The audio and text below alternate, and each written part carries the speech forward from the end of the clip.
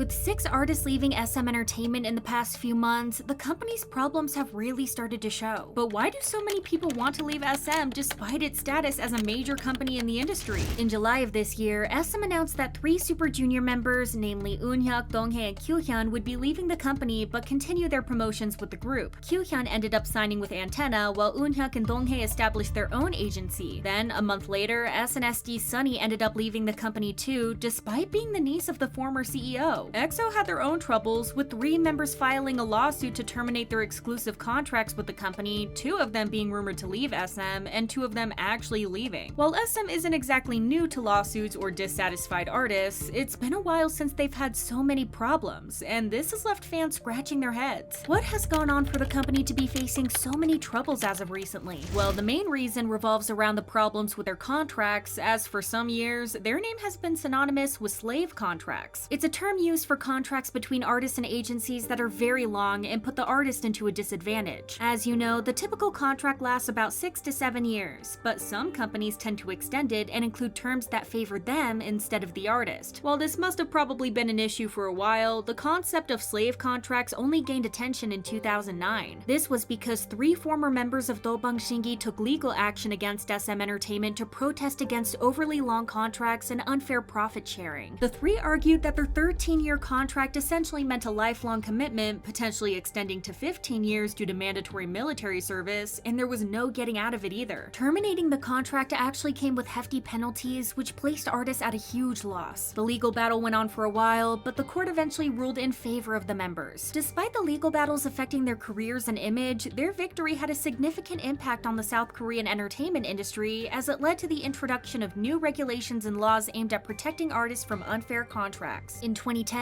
a new law from the Korea Fair Trade Commission limited artist contracts to a maximum of 7 years, and in 2017, the KFTC also added rules to lower fees for artists who ended their contracts early. You'd think that getting sued and being the reason that laws were introduced would have made SM change their ways, but it seems like that's not the case. As it turns out, SM hasn't stopped exploiting their artists through unfair contract terms. They've just gotten a lot better at hiding it. The most recent case of this is that of EXO's Baekhyun, Xiumin, and Chen. The 3 members made headlines in June of this year as they sought to terminate their contracts with SM right before EXO made their comeback. According to their legal representative, after initially agreeing to contracts lasting 12 to 13 years as part of EXO, SM pushed them to extend these contracts to 17 to 18 years by pressuring them. Moreover, the artists were paid by SM based on company-prepared data, and despite repeated requests for transparent financial records, the company declined to provide them. The legal representatives pointed out an unfair clause in SM's contracts, which allowed the company to decide the number of albums released during the artist's careers, and if the album target wasn't met, the contract would automatically get extended until the company's goal was achieved. After going back and forth, SM and the members ended up coming to an agreement, but this little dispute ended up opening the fans' eyes to the fact that SM haven't changed at all, and it was no wonder that the other EXO members started establishing their own agencies. The lawyer's letter also specifically mentioned, "We are aware that long-term exclusive contracts such as these are the similar cases for the majority of SM artists, and not only just Baekhyun, Xiumin, and Chen, which means that EXO isn't the only group going through this. Why wouldn't artists want more control over their careers when the company, which has been making money from these idols for a long time, keeps forcing them into signing ridiculously long contracts?" Another reason why idols are suddenly leaving SM may be because of the company's failure to promote them properly, to the point that it seems like they're purposefully sabotaging their artists. Competition in the industry has increased significantly compared to the past when SM used to dominate the market, but nowadays they don't appear to prioritize their group's growth as much as other companies, which is a problem they've created themselves by not taking advantage of the opportunities that would have helped their artists become a lot more popular and successful. Fans of almost every group under SM have stories to tell about possible big collabs that could have happened if SM had only responded to these artists and producers. Remember how EXO were invited to Coachella, or how they could have had a collab with her or Clean Bandit if it wasn't for SM not returning their calls? Or how they keep underestimating artists by printing a lot less albums than demanded, or booking smaller venues despite the artist's undoubtable popularity? It's either that, or SM putting their artists in their basement at times where they should be promoted everywhere. Most recently, we've seen how after a thoroughly impressive debut, aespa were actually put on the sidelines in 2022 rather than being promoted a lot more and given more frequent comebacks. Even though they're popular now, they could have been even bigger if SM didn't give other groups time to fill the gap that aespa left. This is a recurring pattern for them, as they tend to let their groups groups rely on their existing achievements and popularity instead of capitalizing on their momentum. As a result, many of their groups end up not reaching their full potential. This shows best when you witness these artists get tons of gigs and opportunities once they leave SM, opportunities that were probably rejected when they were under the company. At the end of their artist contracts, SM gets the chance to be tough negotiators and use the number of low sales or tickets sold to make artists feel undervalued and imply that the offered deal is the best that they'll get. The limited number of concerts and smaller concert venues also directly impacts the artist's earnings, making them less secure during negotiations. It's also worth noting that concerts and tours might be one of the main sources of income for SM artists, unlike music and album sales. So, if SM makes most of its money from other sources, it's no wonder that many SM artists often run into problems and disputes when it comes to their concerts. When a company keeps making money off of you but sabotages your success to keep exploiting you, it's very likely artists will leave in search of better treatment from other companies. In addition to these, we can argue that SM's reputation isn't what it used to be. As we all know, SM once used to be a powerhouse in the K-pop industry. However, we've witnessed an obvious decline in its reputation over the years. Artists working too hard, facing creative limits, and not getting fair pay have made people look at SM another way. Other problems like bad communication between them and the artists, the latter's messed up schedules, and messy promotions have made people, including their own idols, lose trust in them and just solidified the belief that they're not what they used to be. There were also some signs of unprofessionalism that SM has shown on social media, drawing criticism from the general public. In December 2022, 5 NCT Dream members became the official models for Teddy Island's 2023 Summer-Spring collection. Then, in October, Teddy Island announced a pre-order event from October 18th to November 8th. However, on the day that the pre-order was supposed to begin, SM surprised everyone by stating on NCT Dream's official Twitter account that they were unaware of this pre-order event as it hadn't been discussed with them beforehand. They mentioned that they were verifying the details and promised to update fans soon, leaving people unsure if the event was still happening or not. Certainly this could have been an email, and yet SM decided to make this public. Teddy Island then had to release their own statement in response to SM, clarifying that their contract with SM Entertainment for the NCT Dream collection was valid and the pre-order event would proceed as planned as they had prior approval from SM. Netizens went on to call the company unprofessional for the way that they handled this. This is surely not the first time that SM has had a problem like this, so why are they acting like amateurs? The internal issues as well, like Lee Soo-man's issue with his own nephew, which had both of them exposing each other for tax evasion and other crimes, had people look at the company as a joke. People were even turning the video of Lee Sung-soo against Lee Soo-man into memes, so what used to be a powerful company ruling the industry was now being mocked because of a family power struggle. Why would the artist want to be a part of that? Back then, being an artist under SM was a badge of honor, but with everything coming to light lately, we can't say the same now. Considering all of these reasons, we're actually surprised that more artists haven't left yet. It's insane how a company with their resources and their history can manage their artists so badly and not learn from any of their mistakes despite also facing legal trouble. Here's to hoping that more artists either leave or establish their own agencies to get away from SM's messiness. The company just doesn't seem to want to learn. Share your thoughts in the comments and we'll talk to you soon. Bye guys!